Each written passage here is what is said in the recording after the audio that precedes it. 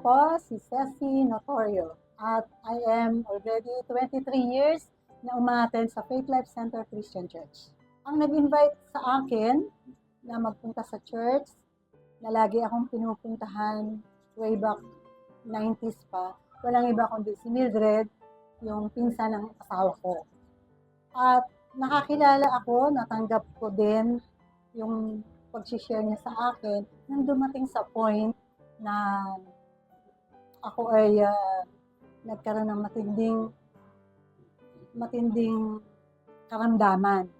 So, one time na nagpunta siya na ako'y naka-leave na dahil nga hindi maganda yung sinabi ng doktor para sa nakita niya sa akin sa aking tiyan. Ayun, doon ako nagsimula na tanggapin siya.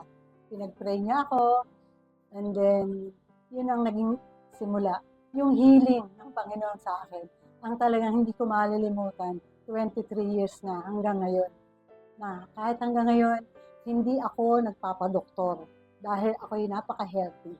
Talagang laging on time si Lord. Kasi nung ako'y maborn again, nakakilala ako, sinave niya ako talaga sa akin. Dumating yung time na tinawagan ako ng kapatid ko after several months at meron naman siyang colon cancer.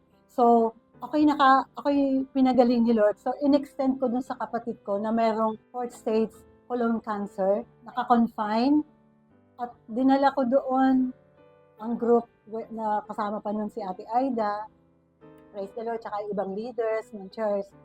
At napatanggap namin yung family niya.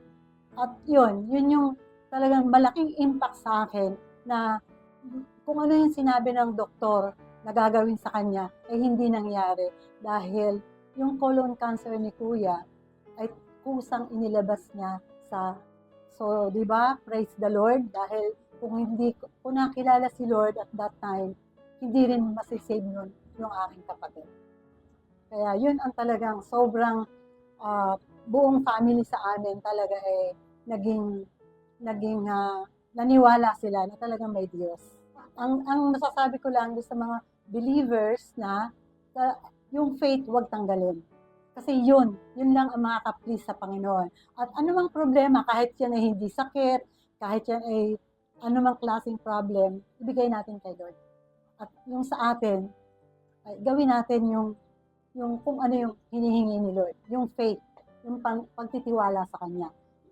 At kapag sinabi natin the battle is with the Lord, huwag natin pakailaman si Lord sa battle na yun. Hayaan natin siyang gumawa. Sa atin lang, we keep on praying, keep on asking, keep on believing. Yun lang ang magiging encouragement ko. Dahil pinalano na ni Lord talaga ang lahat para sa atin. And ang kasunod lang nun is gawin natin kung ano naman yung hinihingi ng Panginoon na siya ay ma-please sa atin.